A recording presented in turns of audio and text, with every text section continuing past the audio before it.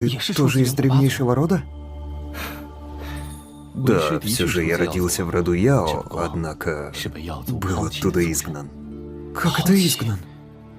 К чему ворошить прошлое? Давай как-нибудь потом расскажу. Яо Лао, учитель Сяо Яня, на самом деле принадлежал к одному из 8 древних кланов, а именно клану Яо, и его фамилия такая же. Однако, как рассказал он сам Сяо Яню, его изгнали из родного клана. Почему так произошло? Что сделал Яо Чень в прошлом?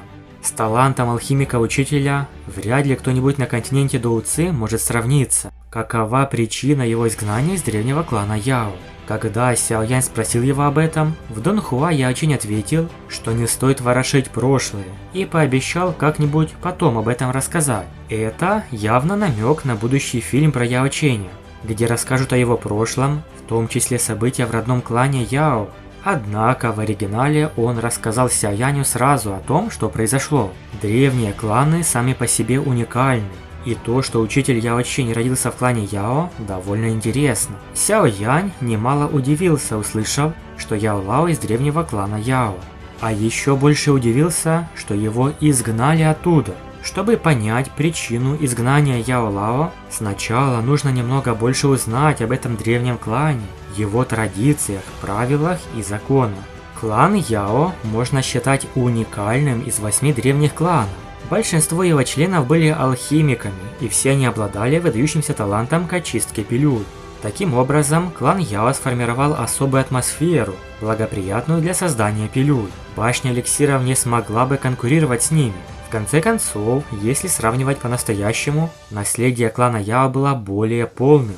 Как ни посмотри, полуоткрытая структура башни эликсиров заметно уступала клану Яо. Однако, правила клана Яо были чрезвычайно суровыми. Только члены их собственного клана могли изучать их навыки алхимии. Любой чужак, осмелившийся изучить их, вызывал на себя смертельную вражду. Эти ограничения сдерживали развитие самого клана Яо, но изменить это было невозможно. Представители древних кланов всегда смотрели на обычных людей свысока. Клан Яо специализировался на алхимии и чувствовал некоторую гордость в своих сердцах, имея дело с алхимиками центральных равнин. Но следует сказать, что они действительно имели возможность подкрепить эту гордость. Конечно, это было связано с их родословной, ведь членам клана Яо было необычайно легко овладевать искусством создания лекарственных пилюль. Более того, клан не испытывал недостатка в людях с выдающимся талантом, не уступая тем великим мастерам алхимии, которые были широко известны на центральных равнинах. Но были и минусы. Их божественная родословная помогала легче осваивать алхимические навыки, но она не могла сама по себе перевести к вершине мастерства. Порой такое врожденное преимущество даже становилось препятствием на пути к высшему уровню. Это можно считать одной из слабостей родословной древнего клана. Клан Яо обладает 2 видами небесного пламени. Черепаще духовное пламя Земли, занимающее 13 место в рейтинге, а также пламя 9 мрачных ветров, занимающее 10 место в рейтинге небесного пламени. Как видим, у клана Яо прочная и древняя история, опыт множества поколений алхимиков. Теперь вернемся к нашему вопросу. Почему Яо Чень был изгнан из клана Яо? Его способности в алхимии были поразительными. Он даже победил в прошлых соревнованиях сбора пилюль и вполне мог бы стать главой башни эликсира.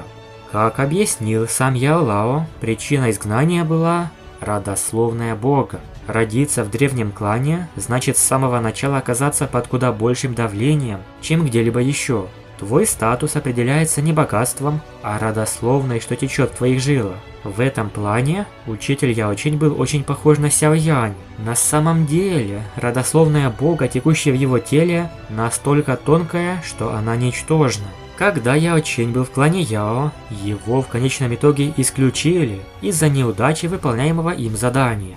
После ухода он не смирился и начал прикладывать все свои усилия в приготовлении пилюль. Яо Лао бродил по центральным равнинам почти столетие и достиг некоторых заметных успехов. В то время он все еще надеялся на то, что клан позовет его обратно. Однако с течением времени такая надежда постепенно исчезла. Возможно, клан и воспитал его, но теперь у Яо Ченя нет особых чувств к нему.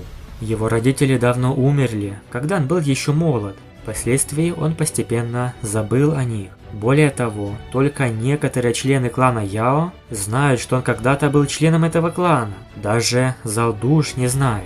А в книге «Легенда о Яо Лао» также говорится, что он был изгнан из клана из-за подставы старейшины Яо Ваньгуя. Яо Чень родился в побочной ветви клана, и на него с детства смотрели свысока. В то время старейшина клана Яо Ваньгуй настаивал: лишь те, в чьих венах течет чистая кровь Доуди, имеют право готовить пилюли. Хотя родословная Яо Ченя была крайне слаба, на алхимическом состязании он продемонстрировал поразительный талант. Его выступление с легкостью затмило даже младшего брата Яо Ваньгуя. И это, казалось бы, должно стать гордостью всего рода, но вместо этого вызвало зависть и негодование старейшины. Желая сделать чемпионом своего брата, Яо Ваньгуй тайно подменил ингредиенты, с которыми работал Яо Чень. В итоге тот потерпел неудачу.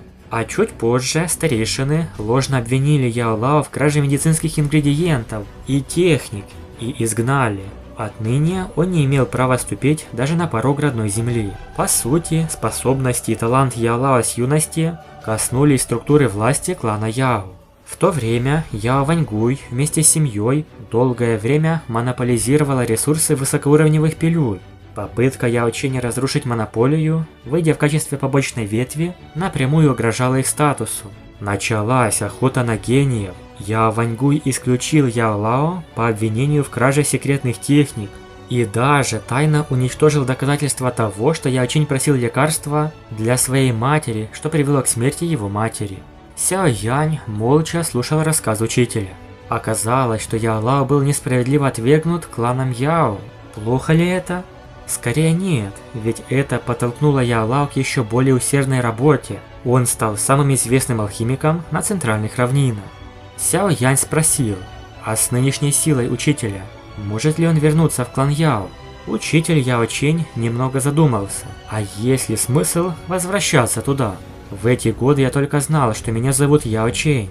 Однако нынешний я не Яо Чень из клана Яо. Поскольку они думают, что я бесполезный человек, я должен показать им, насколько я хорошо себя чувствую на центральных равнинах, и что люди без родословной бога действительно могут стать лучшими экспертами.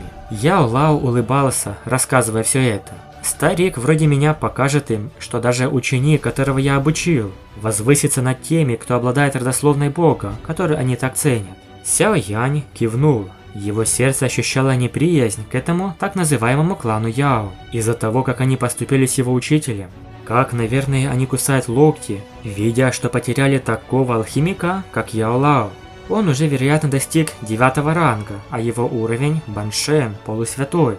Кстати говоря, чуть позже Сяо Янь отправится в клан Яо, и уже там поставит все на свои места. Сяо Янь покажет, так ли важна эта божественная родословная, из-за которой изгнали Яо Лао. Большое спасибо за просмотр. Напишите в комментариях, что вы думаете о том, как поступили с Яо Лао.